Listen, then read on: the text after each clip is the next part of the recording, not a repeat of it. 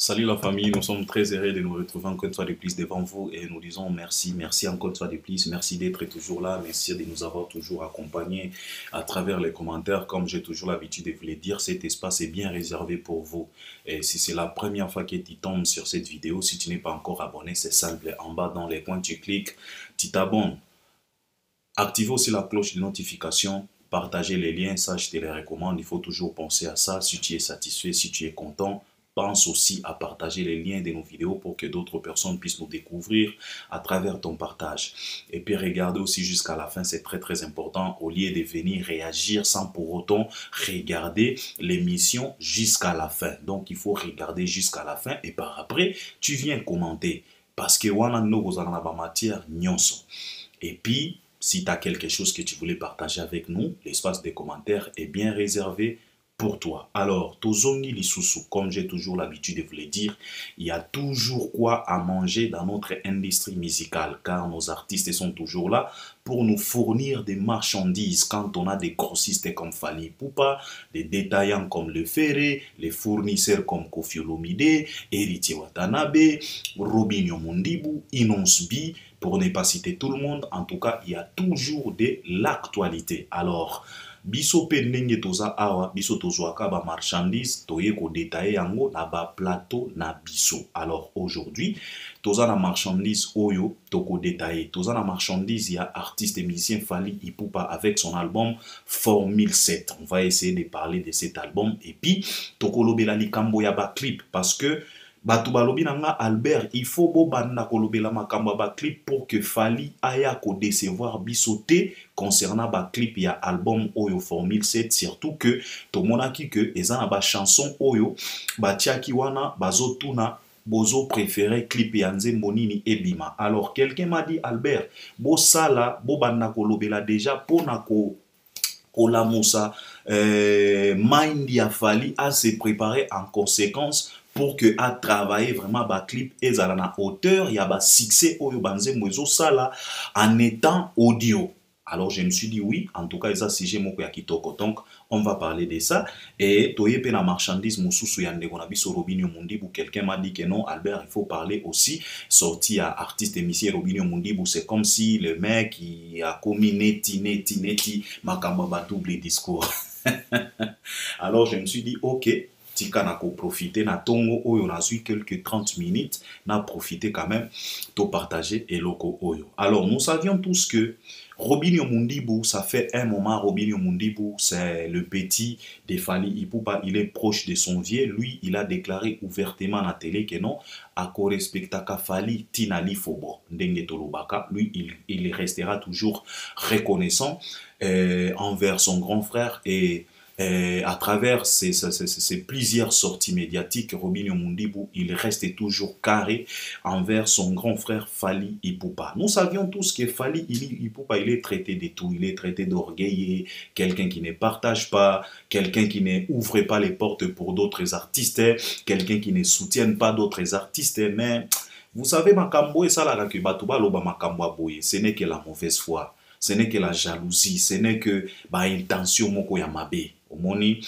parce que ceux qui tozongi na sima nga na fanga jour moko boye na mona bato bazoloba ke non Ferregola azalaka na motema ya kofungwama ye asalaka ba featuring na bandeko ne congolais Fally ezalaka bato ya libanda ceci cela, c'est comme si Fally néglige bandeko na ya Congo. Mais je pense que congolais tozalaka na mémoire moko faible, tozalaka na mémoire moko faible vraiment. Vous savez, collaborer avec quelqu'un, si tu acceptes de collaborer avec quelqu'un, il faut collaborer avec ton cœur. Il faut y aller. Si tu décides d'y aller, il faut y aller avec ton cœur. Vous savez, ce qui n'a pas rappelé bino pona talisa bino combien de fois Fally pour passer quelqu'un de bien, c'est parce que quand il y a la jalousie, en fait la jalousie rend aveugle. La jalousie rend pena aveugle. Parce que ceux qui tobandi kotala awa batu ofere a collaborer na bango soi-disant.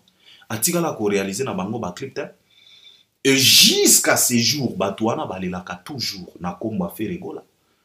Mais au moment na congolais azolinga faire comprendre que non Ferregola yazalaka na motema ko fongwama pona bandeko ne ba congolais. Et pourtant na ba featuring nyonso fere a réaliser atikala kosala ba clip te ebele ya ba featuring asala clip nan de connaît Céléo. Pourquoi? Parce que baza na même état d'esprit, baza na même vision, ce n'est que les bizorbi.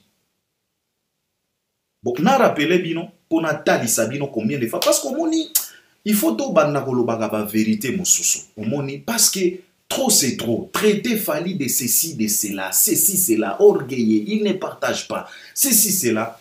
Faire asala clip na patience, asala nzembo na patience bembo. Patience Bembo azela clip tilelo azwa yangota. Faire asala nzembo na MG30. MG30 azela clip tilelo.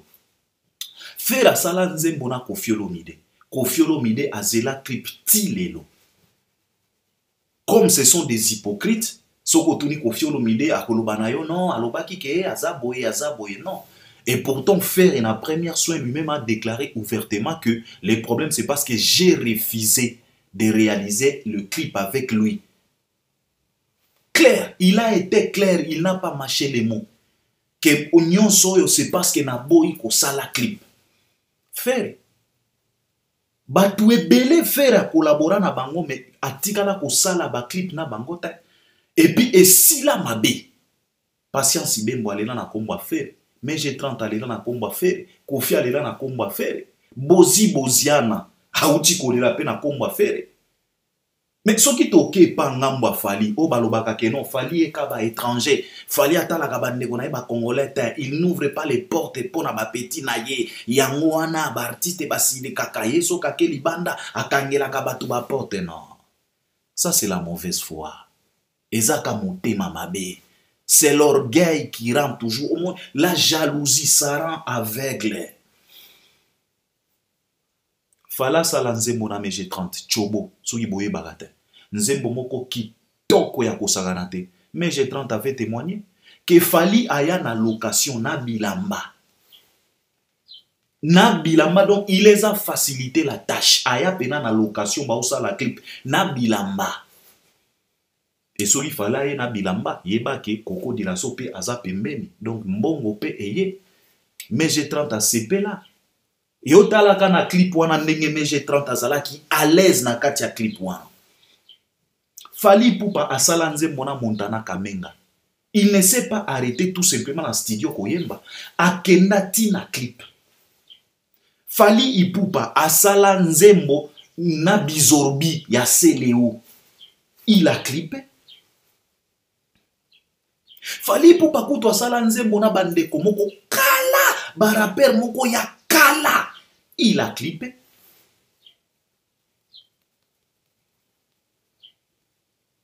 Mais au Komona, oh Fally a partagé à kate, oh Fally boye. Arrêtez, c'est la jalousie qui vous rend aveugle. Et c'est la raison pour laquelle, ba Robinho, ba tali ba moni que non, en tout cas, vieux oyo, il faut nazala na bien. Robinho est tellement clair, parce qu'à l'obi que non, il faut zala toujours na ba fort. Ezo pesa ye envie ya kozala fort. Eza neti discours ya bina filé malgré ba ngo wana tout ba hypocrite moko boy. Oh, ceci cela mais c'est pas grave, tout se concentrer na Robinho Mundibu. Alors, Robinho Mundibu a sali sortie médiatique o aye ko révéler na beti lisolo o ya ba featuring pour vous faire comprendre combien de fois que ba congolais pona motema mabe ba désorienta ka ba réalité. Au moins la réalité est que Congolais désorienté réalité. Fally c'est pas un mauvais. Fally akangela ka batu ba porte te. Il faut nde banzembo na bino ebe Taliban na po ba benga yo. Fally akokende ko convaincre producteur ko benga petit wana mais tant que producteur azotala sur le terrain na mboka na bango, tes chansons ne jouent nulle part. Tu vas venir faire quoi? Bouffer tout simplement l'argent? Non. Fally alingaka ko salir image na yete à travers ndeko moko boye. Parce que Fally, quand on l'appelle là-bas, c'est parce que ses chansons traversent, ses chansons percent, ses chansons sont jouées là-bas. Tout le monde a un concert. À chaque mboka là où Fally arrive, les gens chantent, le public chante avec lui. Jusqu'à ce que les détracteurs, comme Fally ne chante pas dans ses concerts. C'est parce que Ayebi Koye Mbatin. Non, ce n'est pas parce qu'Ayebi Koye Mbatin.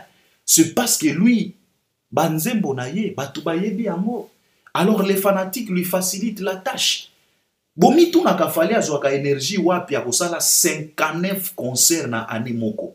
Mais le mec ne se fatigue pas, ne se poumonne pas. Problème au artiste ebele ba congolais bazalaka nango. Akoki kosala même pas 10 concerts successifs. C'est pourquoi? C'est parce que ozawana ozoyemba banda e bandeli tisuka public ezota loka boy. Alors tu vas te faire tuer. Parce que quand tu commandes, est-ce que dans un concert tu chantes plus de 10 chansons yomoko? Et puis ozana 10 concerts. Donc tu es censé de chanter 100 chansons yomoko. Mais tu vas mourir. Mais Fally, il peut te réaliser même 100 concerts. Parce que, le mec ne se fatigue pas. Le mec ne se poumonne pas trop. Il chante avec son public. Tout le monde a qui n'a Côte d'Ivoire. Jusqu'à ce que l'artiste lui-même a supplié public et arrêté. You guys, please. Vous avez payé. Let me sing for you. Baboyi. Bango va continuer kaka Kelly Charleston. Warrior. Ibrahim Chakoe, Bamomoko. Alors, un mec comme ça, a koki ko jouer même 200 concerts par an. Mais yo ko beta 200 concerts nengeni parce que ozo yemba donc c'est ça le problème. Ce n'est pas parce que Fally n'ouvre pas les portes, non. C'est parce que vos chansons ne percent pas. Arrêtez. Alors, Robinho Mondibou a sali sortie médiatique. Là où il vient de nous révéler que non, Azui marché moko boye en provenance ya negonae inonsbi. Alors, ba warrior rebelle ba komi na ba doute ba komi koloba que non, kolanda Robinho Mondibou nenga zoloba c'est comme si, c'est comme si, c'est comme si. Non, je voulais vous dire ceci, mec. Botika, omoni inonsbi nenga zawana azazobate. Nana lobaka na bino toujours si parmi les artistes avertis de la République démocratique du Congo, Inonsbi fait partie. Le mec là, c'est un petit averti. C'est un vrai businessman. Au monde, dans le monde, a structuré quand même makambo na ye. A cadra quand même makambo na ye. Baza pena ba pro, ba petit wana. Malgré tout ce qu'il est en train de faire, au monde, ko sala ba clip ba geo a sala wana ko attaquer Fally a ko tia bandeke. Eza stratégie na ye et a sala ka yango bien. Et pesa qui est pe makap. Et belé a ba kulutu na kati ya musique ba teka ba place na bango. Ba joua ba rôle ya ba Esaú. Esaú na kati ya Bible a teka ki mokolo po na madesu. Alors ebele a ba artiste na biso ba seda ba place na bango. Ba pesa yango Inonsbi. Po na ka ba faiblesse. Ils ont joué rôle ya ki Esaú. Parce que Inonsbi, tangwaya ki na kin, il voulait d'abord s'imposer. Parce que c'est un gomatracien. Aouti na est. Alors, na est kuna batu nyonso ya ba province ba bangaka ba kinois. Parce que un kinois, place nyonso kinois azalaka. Alingaka toujours à faire comprendre batu ke yende ayebi makambo. Alors, la plupart ya bato ba fanda na ba province la République démocratique du Congo, bazalaka na moi complexe wana envers ba kinois. Ba se posaka ba question, est-ce que ba kinois yango bazalaka ndenge nini? Alors, cette question-là, Inonsbi s'est posée aussi. En étant gomatracien, en étant à l'est de notre pays. Alors, quand il a décidé de venir s'installer aquí, il devrait d'abord chercher sa place. Il devrait d'abord convaincre les Quinois. Alors, tant qu'on comprendre le fonctionnement ya Quinois, le petit a vite compris que ce qui est na mutu o yazalaka pena zoba musenzi faible dans la République démocratique du Congo, c'est un Quinois. Excusez de le dire, c'est comme ça. Ce qui est à pena na Congolo azalaka faible, musenzi pena Quinois. Alors quand le petit a compris la bien batoyo, donc ezalaka ba intimidation ya pamba, nzokande bazalaka faible. Alors le petit a vu clair, il a dit OK, balingaka Fally te, bango nyonso basataka kana Fally. Qu'est-ce que je dois faire pour que na récupérer moi place? Parce que tango yaki akutaki Fally, akutaki Kofi, akutaki Wera, akutaki Ferre, akutaki Fabro, akutaki Héritier. Azalaki na place. Alors, comment est-ce que je vais faire pour que Batu Oyo ba fungurelanga porte? Il a utilisé les noms de Fally comme carte. Il a commencé à clasher. Kotia Bandeke, koleka na ba sortie médiatique ko dénigrer Fally nga mutu na présenter pa ya Econ ndenga za wana akosaka bino te, mais consciemment le petit sait très bien qui est Fally. Alors tango bandi makambo wana ba ezau babini bateki ba place na bango, bateki ki bumokolo na bango pona madesu, ba pesi Innonce B place balobi petit yo telema wana bundisa ye. Tomona même ba journaliste babanda koyamba Innonce B na ba plateau, yo moto démystifia makambo ba vie, yo moto ye kolongola ba défi, eza na ba artiste bisu babanda ko kanisa ke YouTube eza ya bango, petit oza danger, ceci cela, ba pesa ba tombola Innonce B ba teka pena ki bumokolo na bango, ba ezao. Tango Innonce B siko ya fandi, ye pe ko relâcher place wana. Andimate, afande la bango wana, ajoua, malgré que ma stratégie wana, ya ko bâtir carrière na yo, ya ko bâtir succès na yo, pour na kombo moninga, ezalaka tout simplement dangereux. Mais comme le petit est averti, il est aussi fort, c'est un bosseur, azo maintenir kaka. Alors, oye komeli siko Robinho Mundibu, ba warrior ba komi kolobake o non. Robinho Mundibu, c'est comme si yepe a commis ba double discours, non. Vous savez, Innonce B azazo bate nenge na uchi koloba na bino. C'est un stratège, c'est un petit averti. Innonce B ayebi très bien que Rebo, au moni kopwana, il fallait Rebo pe ake kalemi kuna. Alors Innonce B, en étant averti, il a vite compris que non, ce qui Rebo ake ye moko kuna, egoko mele pasi. Peut-être banzembo Rebo nanu e percé na ba calamité. Alors tokosala nenge nini poto couvrir, poto pesa. Au moins c'est que Innonce B a fait. Ezalaki kaka Innonce B abanda kolukaka renfort pona mwasi na ye. Alors Robinho Mundibu a joué rôle ya renfort pona Rebo na Kalemi. Ce qui bozo comprendre te. Innonce B c'est pas un bouffon, c'est un petit averti. Ya banda kolukelaka mwasi na ye renfort po événement et simba. Alors, normalement, c'est Gez Mawete qui devrait aller là-bas. Ce qui on dit discours ya Mundibu. Donc, Gez Mawete pouvait aller là-bas parce que Robinho Mundibu yemo kwa lobi que non, banzembo ya Gez ezo beta na Kalemi na ndenge kosaka na te.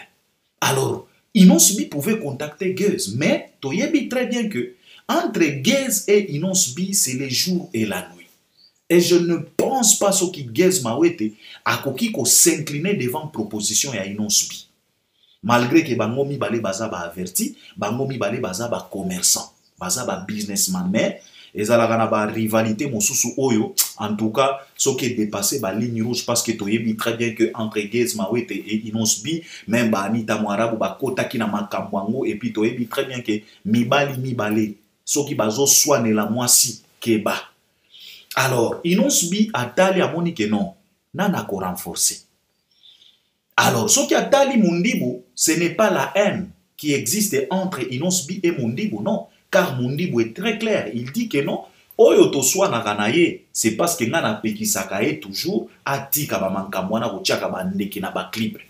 Il faut respecter Fally. Et pourtant, Innonce B consciemment a dit très bien que kop wana ya bandeke yango ezo sala que ba vie oyo ba céder ba pesanga place ba tianga esika naza na kotika yango facilement te.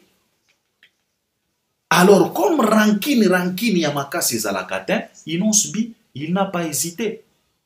Alobi na Robinho Mundibu nengeleki. Alors Robinho Mundibu asali sortie médiatique. Ngana lobaka toujours so kezana makambo o ngana boyaka. Ezalaka ba sortie médiatique ya ba artiste na biso musicien congolais. Bazalaka na ba sortie médiatique terre à terre. Ezala ba Kofi, ezala ba artiste nyonso yo bobengaka ba grand prêtre. Donc ba sortie médiatique ya ba artiste congolais ezalaka ba sortie médiatique moko terre à terre. Et c'est là où ça crée toujours des problèmes parce que ba yebaka ko tourner leur langue 7 fois na kati ya monokotin. Toujours des problèmes, toujours de créer des problèmes. Ba maîtrisera pena ba malobate. Et c'est tellement triste car ba sorti soko tali pena ba conflit et belé o existant na musique na biso. Et ou taka à partir de ba sortie médiatique na bango. Alors Robinho Mundibu, ce n'est pas parce qu'il a insulté quelqu'un, non. C'est parce que Na sortie médiatique ou outi kosala na Vincent Chiluizi, azanga ki moi maîtrise de soi. Je pense que ça pouvait être sage pour Robinho Mondibou de pouvoir tout simplement venir nous dire que non. Nazo remercier Ndegonanga Inosbi, malgré ba différence autour de la musique, malgré ba polémique, na ba bras de fer, mais quand même, on reste frères, on est des Congolais, mutuna kwe nae, aye baka musala ya moninga, aye baka pe valeur ya moninga, ce qui Inosbi, abenga kinga, pour appeler ça nga kopouana, c'est parce que, consciemment, il sait très bien que moi aussi je suis pas les moindres parce que nga pe na bini sakaba congolais parce que tokuta na kanaye na ba manifestation ebele na ba Côte d'Ivoire na ba Côte ebele quand même yepé atala ka public na nga soki nga pe na matina podium. Il pouvait être tout simplement bref comme ça, il pouvait être tout simplement sage. Tu vois? Et puis ici nango. Siko Robinho Mondibou place au batu bakomi komona ke non, double discours en téléchargement, c'est parce que Robinho Mondibou ami pesi rôle moko boye na sortie médiatique ou ya sali na Vincent Chiluizi o ekoki ko créer ba problème. Parce que na sortie médiatique wana Robinho Mondibou voulait nous faire croire que Inosbi peut-être dans son coin, il regrette le fait de ne pas être en bon terme avec son grand frère Fally Ipupa. Et pourtant Inosbi n'a jamais montré le regret. En aucun jour, Inosbi a tiré la boula qui s'abisso regret. Ce qui peut azalaga nango, et fan nagande na moute manaye, na katipe a conscience nae. Alors, Robinho Mondibou koya koloba que non, ndenge Inosbi azawana, asali déjà featuring na Diamond, asali déjà featuring na Kingani, il lui manque qui? Il lui manque peut-être Robinho Mondibou, et puis après Robinho Mondibou, Fally Ipupa. Je pense qu'Inosbi Nengazawana, il est tellement professionnel. Inosbi Nengazawana, ce qui aligné à approcher Fally, à kolekana canal ya Robinho Mondibou. Et c'est là où je voulais conseiller notre frère Robinho Mondibou. Si tu ne veux pas te créer des problèmes, frérot, arrête avec cette histoire d'Inosbi. Tu as déjà dit merci, c'est fini. Is enough. Ça ne vaut pas la peine. Ya koloba loba babilobela. Okoki ko créer ba problème mon sousou oyo ezangatina. Je pense que tu as déjà remercié ton jeune frère. Ça suffit. Arrête-toi là-bas. Soki ba ya mio na ba plateau mon sousou. Soko yo kakabiso, soko landaka biso. Papa, ne parle plus de cette histoire. Arrête-toi là-bas. Car Inosbi, si et seulement si le petit a les regrets, et si il veut collaborer avec Fally Ipupa, Inosbi azana posa ten ya koleka epanayo. Car c'est un petit averti. Car entre lui et Fally, il n'y a pas la guerre, c'est pas la haine. Fally a déjà déclaré ça à plusieurs reprises que c'était mon petit à moi. Lui-même Inosbi avait témoigné que na Goma ngana landa mutuka ya Fally. Na makolo tango Fally aye na Goma biso tozala ki bana. C'est un fanatique, pas révolté. C'est un fanatique qui joue son rôle pour na bénéfice naï. Inosbi c'est pas un bouffon, non. Azamayele bozwaka ye te na ajwana, non. Auti este akola na pasi ayebi. Botalaka bana nyonso bautaka na ba province soki ba komi na Kisasa. Ndenge ba se comportaka. Parce que ba yebi nini o esalaki que ayana king. Inosbi c'est pas un bouffon comme les Céléo.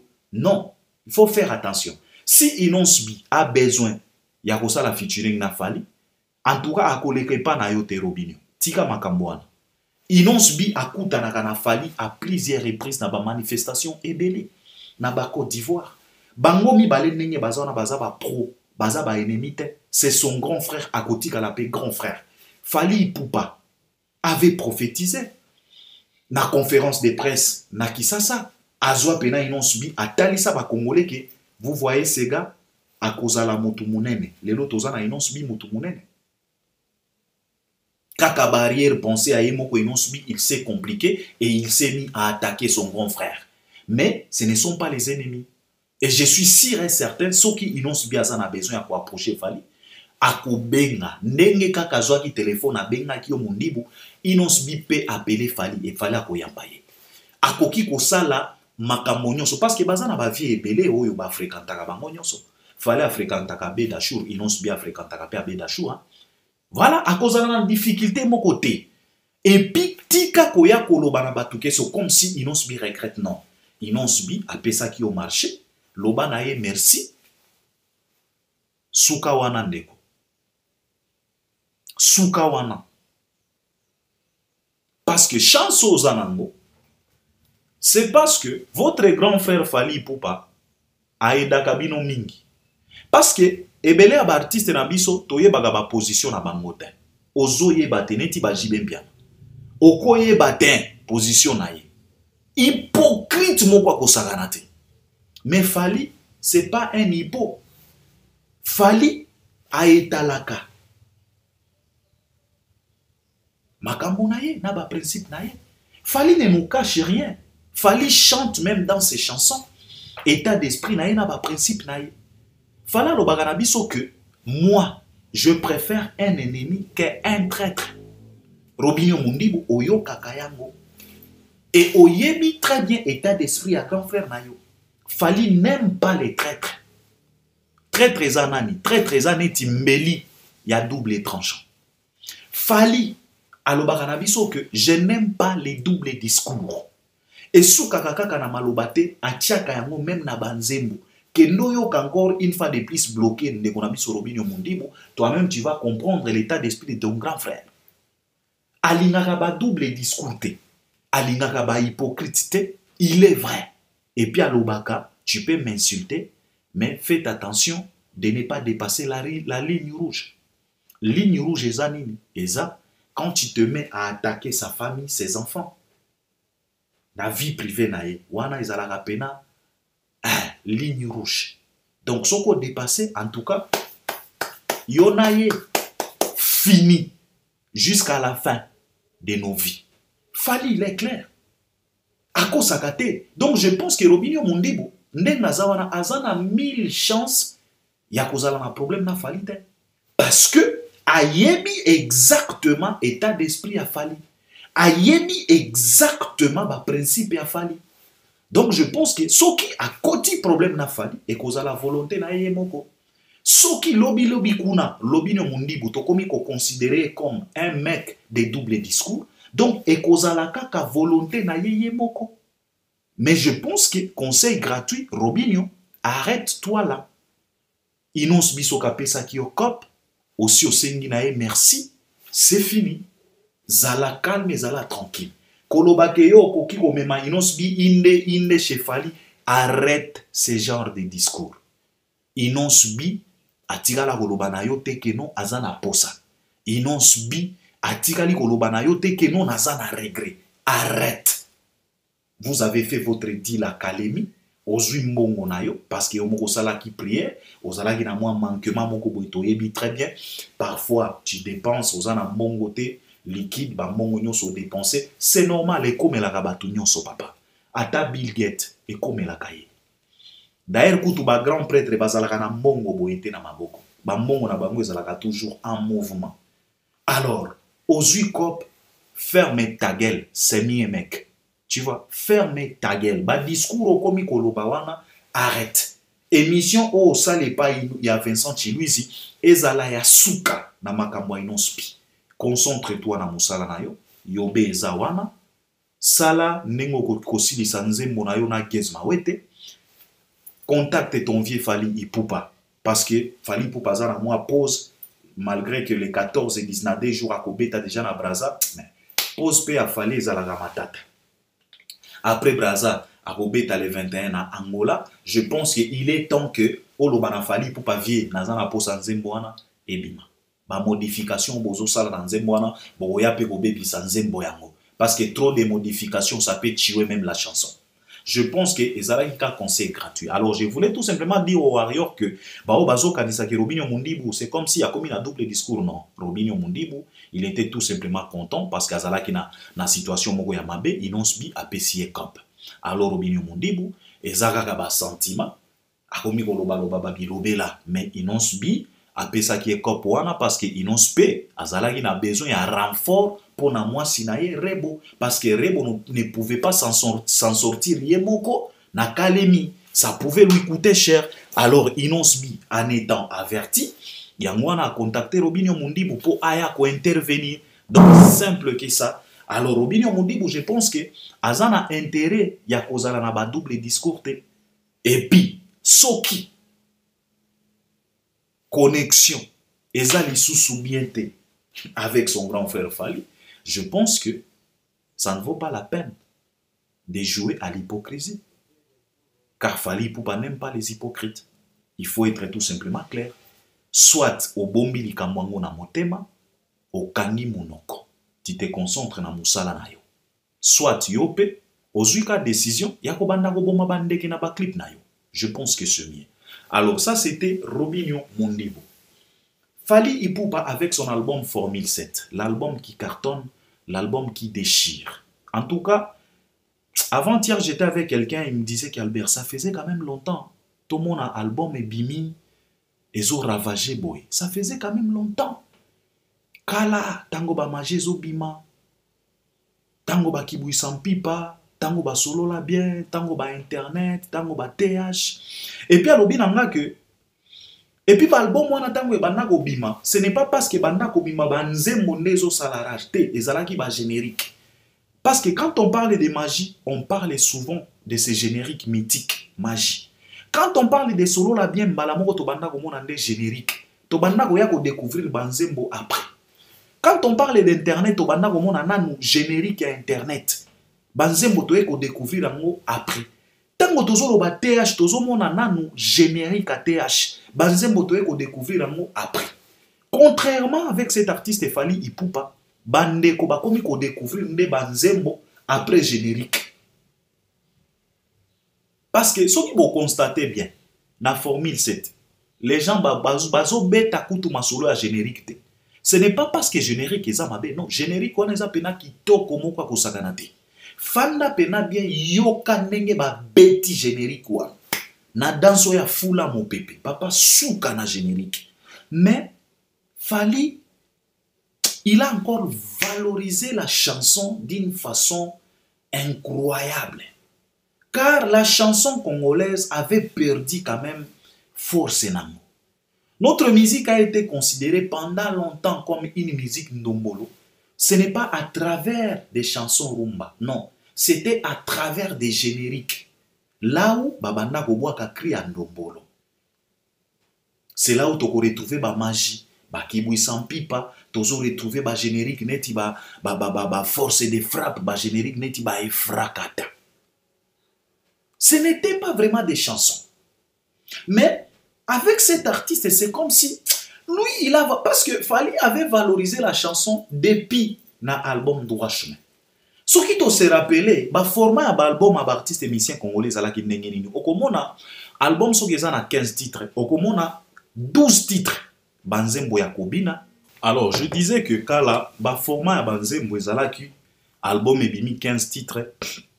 Donc, on a 15 titres, on a 10 nzembo ya mabina. Nzembo ebandine ti rumba par après et kokota seben. Et puis on a 3 rumba ou bien 2 rumba. Ce qui totaline ti ba format banzemba ba wingi. On a album mobimba ka mabina na mabina. Nzembo ebandine ti rumba et puis par après et koti seben et puis okoya kokuta rumba moko omoni Kofi memema Kofi ndazalaki kosala moins exception comme on a 3 4 5 rumba na kati album. Zaiko memema nzembo ebandine tirumba par après et kokota mabina, mais à partir de 2006 fallait aller renverser pyramide wana et comme sikoyo soki album eza na 15 titres on retrouvé 14 rumba générique moko ou bien on retrouvé 13 rumba générique mibale à partir de 2006 et puis Ferrego la paix aye kolanda kaka eloko wana et puis c'est là où maintenant la chanson congolaise est comico.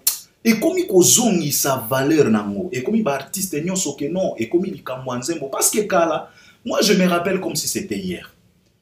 Polémique et belé, et banda ko se basé mingi na ba générique. Oyoki générique à Kingani, oyoki générique à Saiko, oyoki générique, parce que na ba bonne année, les gens ne dansent pas à travers la chanson rumba, les gens dansaient à travers le générique. Et c'est la raison pour laquelle Nakala, les animateurs, ils étaient tellement valorisés parce que Bangonde Babanda ko binisa mokili. C'est la raison pour laquelle na mboka tozaki na ba animateur oyo batikala neti ba emblématique ba juna mumbafu. Totikala na ba référence neti ya ba mboshi lipasa ba somono. Totikala na ba vie na biso ba nono. Totikala na ba animateur awenge vie na biso oyo Kombo Ekimi. Totikala na ba tutu kaluji mon premier. Mutu oyo pena ndombolo kwa. Totikala na ba Bill Clinton Macintosh Nteng Kukuli Bende Pine entrée ya train le virabandra. Omoni toya goya na ba Seleo Poutine Bizorbi na ba roi David donc ezala qui bataille. Mais ce qui vous remarquez bien, quand Fali a renversé pyramide, Nzembo et comme il kozwa valeur koleka générique, même les animateurs ils ont perdu saveur wana. Ils ont perdu considération wana. Lelo même na ba leader rebelle bango moko bakomi ko bwaka. Ce qui vous remarquez bien. Et Fali il a valorisé la chanson. Il a vendu la chanson à Kenango Mosika, a mis yango au-delà. Nenge biso to banda ko kanisela. C'est Fali Ipupa à travers ba album naye. Omoni kalezaki sok album e bimi tokoyo kananu générique par après nde to ko découvrir barumba. Omoni mais quand Fali est venu il a changé quand même les données parce que bato ebele to yo kakao fala mema nini aya na nini asala nini. Il a changé les données. C'est la raison pour laquelle Nadouach lui-même avait dit que nous tous en a code à déverrouillage. Voilà, il a changé quand même les données. Ce qui pena au fandi bien au tali, on va comprendre makambo na zoloba. Lelo ba animateur bazalaka li sous-souté na vakumo bazalaki na ngokala. Pourquoi? Parce que c'est la chanson qui a dominé maintenant les génériques. Parce que lelo yo batu bazelaka li sous-souté faire na générique so qui a ndengeni. Bien sûr, générique fait partie, il faut ebinisa. Mais quand même, so qui ozana 4 5 nzembo na album na yo ata soki générique et betité banzembo wana et couvrir. Prévané héritier Watanabe. Héritier Watanabe avec ses albums atikala ko réussir pena générique te. Mais quand il a réussi avec BM, avec Gombe na Gombe, avec La Coyote, avec Racker, et couvra jusqu'à ce que eko pesa e folie a keneko cause na stade des martyrs nzembo. Et c'est Fali qui a vraiment valorisé ça. Et c'est la raison pour laquelle Mbutalika Soutanga Banda Koloba Kefalaza na bachi lebele koleka bakulutu misusu. Mbutalika ne parle pas des génériques malgré que ba générique pe a Fali et traversa neti ba générique a ba droit chemin ba Arsenal de belle mélodie ba bicarbonate wana ba Asley is back. Omoni ba générique neti ba allo téléphone ba générique neti ba école. Mais quand on parle de Fali papa tout le monde a ka générique tout le monde a ka nzembo. Et aujourd'hui, avec l'album Formule 7, Fali nous prouve encore une fois de plus que non, Yepena Nzembo. Il a valorisé la chanson congolaise d'une façon incroyable. A kotisa Nzembo na biso, tina ba top 100 ya ba iTunes na ba France. Une chanson chantée en lingala et peu de français. Fali Ipupa Dicap, la merveille. Alors, album Formule 7, ezo sala makambo nango. Ezo matakaka. Ezo figuré na presque ba top vente nyonso. Ba iTunes France, n'en parlons pas.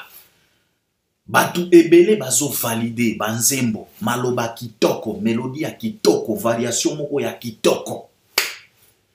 Tozana banzembo neti ba mal accompagné, wana makambo mosusu kindoki. To retrouver pena Michael Jackson na background. Menzembo yemba mina lingala. Me mélodie kuna Song of the Heart ya Michael Jackson suka. Tona banzembo neti ba Alliance, Abeda Chour, suka na thème. Omoni ba artiste ebele soki balobi na yembela Abeda Chour nzembo. Ezaka nzembo akokumisa Abeda Chour afula katala kate mwaboko boye Abeda Chour donc beauté soki nini non. Thème on fallait aborder na Abeda Chour. D'ailleurs comme nzembo Alliance. C'est pour tout simplement interpeller son frère que mec, bala, un bala, latisa moto alliance. Donc, tozana banze moneti ba SL, o ezo boma bato. Hein? Na lembi torture. Na lembi pena ba insomnie. Omoni ndengo zo kende bo tourner ngaledo mokolo koze pozo ngali suswa. Banzembo neti ba mayday suicide. Suicide omoni nzembo a mayday nzembo ana na yebite soki fali ayembi yango na molimo nini. Avant-hier j'étais ici na banda ofanda et puis téléphone est sonné. Nayambi une petit momi moko bo azala master na biso aza copine na master na. Abeng Albert, where are you now? C'est na ndako robi, can you come at my place? Donc okoki koya e pa nanga. Na robi at your place. OK. Tigana silisa makambo na osala na zoya. Siko na tuni est-ce que c'est la paix parce que na banda koyoka neti mongongo ezo trembler na téléphone. Na robi pardon, est-ce que c'est la paix? Alobi non, il y a pas de problème. Just come at my place. So OK, let me come. Na kekuna. Tangu na kekuna na kuti afandi na se. Azo mela mwa likero moko boye. Donc e fande likaka donc mawana mawa. Nalobi awa baboyani. Nalobi qu'est-ce qui se passe? Pourquoi tu te mets comme ça? Oh, te yo fanda kaka problème eza te naza na problème te. Na tuni esiko boboyani parce que bali oyo na omona neti balira ba déception. Nalobi te déception te. Siko bana olata ba casque. Na longoli neti ba casque. Nalobi surtout solo la yo zola ta casque pona nina. C'était problème ezate. Na longoli ba casque. Tanga na tie casque pona yoka siko ni na zoyoka. Na eko comprendre ka zoyoka meide. Tango na yoki meide na lobi problème. Boswani. Petit moment lobi na ngate Alberto swani te. Mais tango na zoyoka nzembo yo. Na komi na posa siko to swana. En tout cas, fali na yebite soki. En tout cas, il faut diable ne moto inspiré au nzembo. Nzambete. Toko c'est la nzambe makambote. M'aider papa. Diable. Petit moment lobi na nga non. Nga pena Albert. Nga na lingi to boyana. Oh. Bobo ya na lisusu. Nga na lingi pena to boyana. Po nzembo ezala na sens epa na nga. Po ezala pena na sens na vi na nga. Il faut to boyana. Na lobi oh. Tika boyeko. What's wrong with you? Alobi te eza bongo nga pena na komi koluka problème na makasi. Po ndenge nazo yemba meide, c'est comme si nazo abusé. Consciemment, j'ai pas de problème avec mon mec. Toi-même tu sais très bien. S'il y a un problème, alinga kia lobela na yo. Mais il y a pas de problème, je suis très bien. Donc on est bien sans problème. Mais comme quand je chante cette chanson, c'est comme si nazo abusé, c'est comme si nazo iba bilengi abatu misuso baza na problème et pourtant nga naza na problème a bolingote. Alors ponzembo ezwa pena sens. Il faut to boya na kaka. Na lobi e komi boye. E komi pena koluga bitumba na makasi. Ponzembo ezwa sens na vie na lobi oui exactement. Just help me. What can I do? Nga nazolinga to swa na kaka to swa. Siko nga na lobi na sikoyo omoni makambo zoluka. Tango boko swana ko benga nga lisusu te o bana koloba na nga ke ono parce que okoki komema makambo bozo blague. Il n'est rien fait. Yo mwaka na bilengi na yo awana ba sentiment ba meide okomi koluka bitumba na makasi ponzembo. En tout cas fali. Non. Papa, na yebite inspiration oyo, mélodie oyo, douceur oyo yembi na yebite. Alors, natika ki petit momi wana lobi na maman, il faut bien réfléchir. Il ne faut pas chercher des problèmes là où il n'y a pas. Il ne faut pas chercher des problèmes là où il n'y a pas. Sokozo sepela nanze boyemba yango kaka, abusé kaka. Mais ne cherchez pas des problèmes avec ton mec. Elle m'a dit, en tout cas, Albert, nazo kokate nanze boy. Bon, toko se séparer te, nako blessé ye kaka poto soit na ta 2 jours, ta 3 jours, tozo bengana te, tango nako banda ko yemba, ezala quand même na sens. Nalobi courage maman.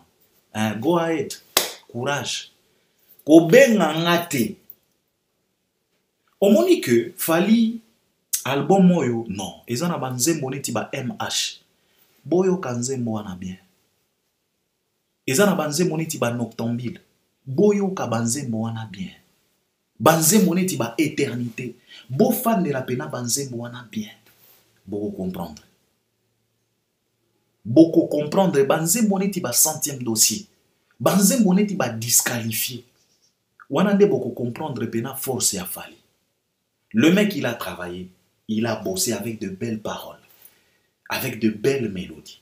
Alors, comme Tozolo la Formule 7, ezo sala ba performance moko ya kitoko. Au jour d'aujourd'hui, Tokoko se fatiga kalisusu te ya kobanda kolobela ke o album e sali bo ete. Papa, toza na système avar. Tout est vérifiable. Connecte-toi, allez vérifier. Misala wana ya koyaka wa kobanda koloba na bino o eza premier awa eza te. Toza na temps wana te. Internet oka osalela ka wana po o salir kombo ya Fally, salela pe internet wana po o kende ko checker performance ya album. Biso lisusu koyaka wa omonia te. On n'a pas ce temps là. Kaka internet o salela ka wana po o kende kotala ba émission oyo ba film na Fally ba denigra ka Fally, salela pe internet wana o checker performance ya album. Alors, comme on parle de l'album Formule 7, et siko likambo ya ba clip. Ndeko moka lobi nga Albert, il faut banda déjà ko lobela Fally ba clip aya ko décevoir bisote. Et puis na lobi ndeko ya za na raison parce que Fally nous a tellement déçus na ba clip a banzembo pena e cartona. Toza na ba exemple ebele. Talanzembo neti humanisme. Nenge Fally a décevoir biso. Parce que totali ba mon balobi que non ezana banzembo Fally linya clipper. Donc Mayday ezana kati, SL ezana kati, la dibiso kezana kati. Nous voulons demander tout simplement à l'artiste émissien Fally Ipupa, Fally limbisa biso. Si tu te mets à clipper nzembo neti Mayday, papa, to senyo bo limbisi. Limbisa biso. Omoni ndenge ka oyembeli biso na SL1. Soki ose kozonga. Fally, je te dis. Si tu oses kobebisa clip ya Mayday ndengo mesana. Papa, tokoyela yo mabe. Omoni bato balobaka na biso vous Albert Premier, bino bolobelaka Fally vérité te. Donc bino makambo nyonso Fally sala ka ezalaka kitoko. Non, ce n'est pas ça. Ce n'est pas parce que Fally azaneti moi ange moko bazalaka na ba défaut, non. Fally azape na ba défaut ebele, azalaka pe na ba raté moko ebele. Mais le problème avec Fally c'est quoi? C'est parce que le mec asalaka makambo ya bien ebele. Alors makambo ya bien soki ekomi ebele etufaka mabe. C'est la raison pour laquelle tango tozolobe parce que azana makambo 2000 ya bien. Azana 10 makambo ya mabe. Atayo moko. Est-ce que 10 makambo ya mabe wana ekoki ko fa ça la face envers 2000 makambo ya bien? C'est ça le problème avec Fally. Mais papa, Fally yokanga très bien. Soki ose ko baby c'est la biso clip ya Mayday. Ko baby c'est la biso clip ya SL. Ko baby c'est la biso clip ya Ladidi. Papa, tokoyela yo mabe. Alors, Kala, je me posais la question de savoir pourquoi Fally na ba clip na e tomo na pena négligence. Omoni Fally. Fally pena na clip ozo sentir pena négligence que awa pena Fally a négligé. Donc ozo mona ngo na miso. Je me posais la question mais avant-hier awa, j'ai eu ma réponse à travers lui-même l'artiste émissien quand il a fait sa sortie médiatique. Et ça là qui sortie médiatique nini. Oyo Fally lui-même avait avoué que so que na makambo e fatiga ka e mingi eza ko sala clip alingaka te. Et c'est par là je me suis dit ah bon, c'est la raison pour laquelle Fally eza na ba clip ebele abomaka ba clip. Neti clip ya amore sauf que nga na trouva ki clip yango kitoko mais bato ebele baloba te na niveau ya amore pena Fally fallait pas il fallait sala nzembo moko boyeke.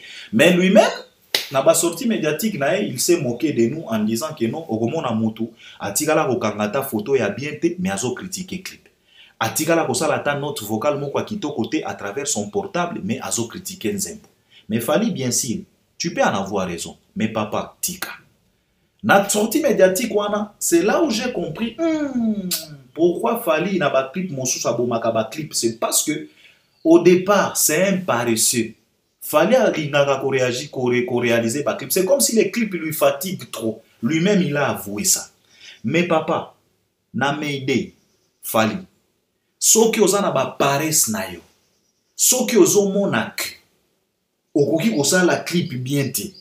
Tika nzembo wana ndenge ezali audio. Toko sepela nango ka bongo. Parce que ce n'est pas la première fois. Tozana ba nzembo neti ba amour assassin. Osali lango clip te. Mais cette chanson reste unique à son genre.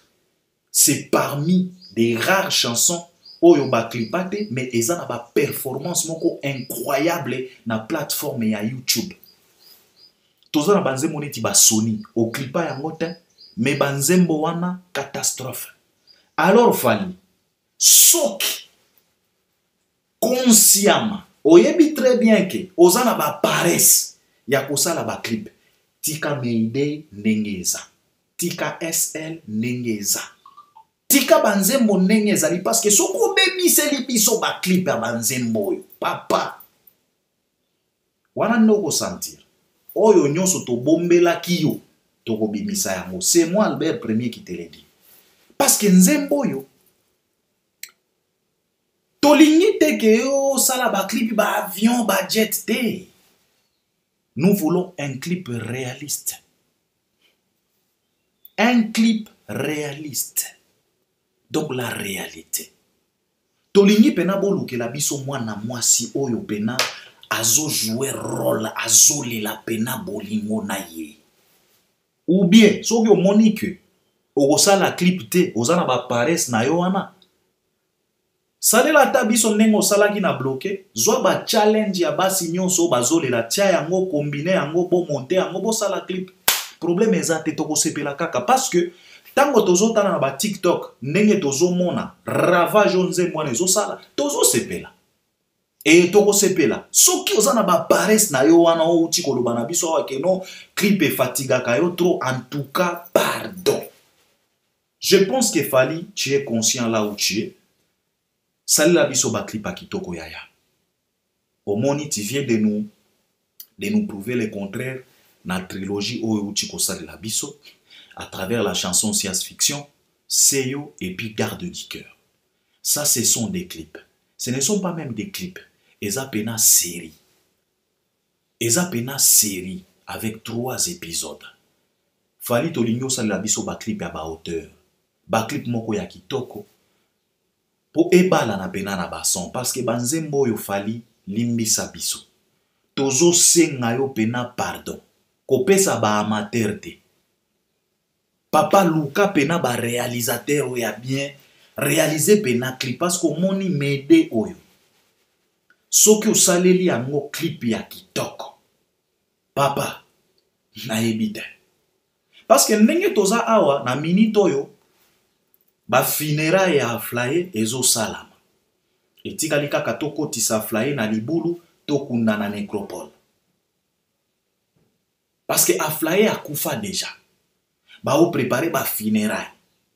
Alors eloko oyo ekoya koede kokundama ya Fly ekende bien molimo ya Fly epema na kimia ezande clip ya Mayday, ezande clip ya SL, ezande clip ya ba mal accompagné. Popena a Fly apema na kimia ndenge pemisa molimo ya mutu ya zamani King Kester Emenea en nous ramenant un vrai disque d'or certifié. Emenea pema na kimia asajita kalisusu te na tombe. Alors, pour que a Fly et s'agiter na tombe te, Fally, please, we beg you bro. Sale la biso clip moko réaliste. Clip moko kitoko. To sentir pena douleur oyo biso tozo sentir. Toza na ba problème ba bolingo te, mais tozo kokate. Ozole la bazo tuna siko yo mwasi ya boyo te, toza na mère bien. Siko yo copine ya boyo te, papa copine ngaza bien. Siko ozole la nini ngape na yebite. Mayday. Naza na ndeko nanga alobi na biso keno en tout cas à partir d'aujourd'hui ngabo banda ko benga nga Mayday. Oh. Et comme jusqu'à na point alobi pena Albert botika ba kombo banda ko benga nga botika, nga pena na komi Mayday. Fally, please. Omoni Fally. Ba artiste belé à République démocratique du Congo. basalaka pena banzembo ya kitoko koleka yo te, basalaka pena banzembo pena nzembo ezolelisa tomonaka yango te, basalaka nde banzembo ya kitoko osepeli na nzembo ofandi ozoyoka lobi en tout cas ndeko asali nzembo ya kitoko. Par exemple Baferegola vient na biso Bizorbi, un Bizorbi qui se respecte dans son coin, asalaka batala tala sima zonga moto banzembo ya kitoko bamaboko pamba, mais ezalaka na ba effet oyo te. Bavie na biso Rambo baosalela biso bafemme bachibolos, basalela biso Zaina City, basalela biso Freddy Tagar, mais ezalaka na ba effet ya boye te. Mais bato wana basalaka quand même baclip bien. Neti vient na biso Bizorbi Ferregola, en tout cas il se poumonne na baclip. Tango azosala beko vie Bizorbi, il se poumonne. Alors combien de fois yo muto salaka banzembo ya kitoko ezolelisa na basi na mibali na bana na bakoko na bakokoloko. Salela biso baclip bien. Fali s'il te plaît. Na lobi na yo soki ose koyela biso baclip neti ya ba humanisme. Papa na yebite. Et puis clip à la Didi, je pense que okoki kosala ngo ndenge neti osalaki bloqué. Okotisili biso basi ba mama oyo pena bala chakate ba mama oyo pena bazo incarner pena valeur ya ba mama ba femme d'affaires baza ebele oyebani na bango tellement ebele. Et puis na clip wana okipe kokotisila biso mère na biso Nana Ketchup, parce qu'à chaque fois moi je me pose la question de savoir Fally, tu chantes pour ta femme à plusieurs reprises, mais pourquoi tu ne réalises pas les clips ya banzembo yembela kamera? À part peut-être Emerald, à part peut-être no Fraketch. Mais banzembo nyonso yembe la mère, au klipakango te ponani. Je pense que Nala Didi parce que Nana Ketchup, c'est une femme forte, azo mérité. Parce que ce n'est pas du tout évident d'avoir un mari comme toi. Ce n'est pas du tout évident de surmonter toutes ces montagnes-là. Ce n'est pas du tout évident de rester calme et tranquille dans son coin. Après, ba boycott nyonso oyo ba salaka pona ko déstabiliser ba famille na bino. Alors c'est une femme forte, azape femme d'affaires. Je pense que na clip à la Didi koti sape mère et ko sala pena kitoko makasi. Alors Fally tozo supplier yo ndengo sala ba clip peut-être aussi au clipé na yo to yebite parce que to mona ki na Côte d'Ivoire. Pardon, réaliser les biso ba clip a kitoko na su pena batan ebele. Je pense que je dois m'arrêter par là et je pense que Bino peut beaucoup intervenir à travers les commentaires. Donc l'album Formule 7 eza wana toza na ebele a golobate. L'album ebima ki ebele mais biso nyos tozo mona toza sur terrain. Na lobaka na bino ba pelisa 14 na 12 RT. Miso ezo mona car le monde est au courant de tout sauf rien. Alors c'est à vous les warriors. Bon multiplier ba effort, bon creuser ba écart. Ko creuser écart eza ko benda deuxième disque d'or. Il y a album Rumba. Bolemana na contrôle et pourtant contrôle P et banda ko kende bien. Mais bolemana na contrôle. Mais soki bolemana na contrôle, bolemana na oyote parce qu'album oyo en tout cas ça pena kitoko. Fallait azo mériter quand même bo remercier na ndenge moko boy. Et oza la pena kitoko makasi. Alors, on est ensemble vraiment. À la prochaine. L'espace des commentaires est bien réservé pour toi. Si tu as quelque chose que tu voulais partager avec nous, avec les gens qui nous suivent, n'hésitez pas. On est ensemble et partagez aussi les liens, c'est très très important. Merci beaucoup.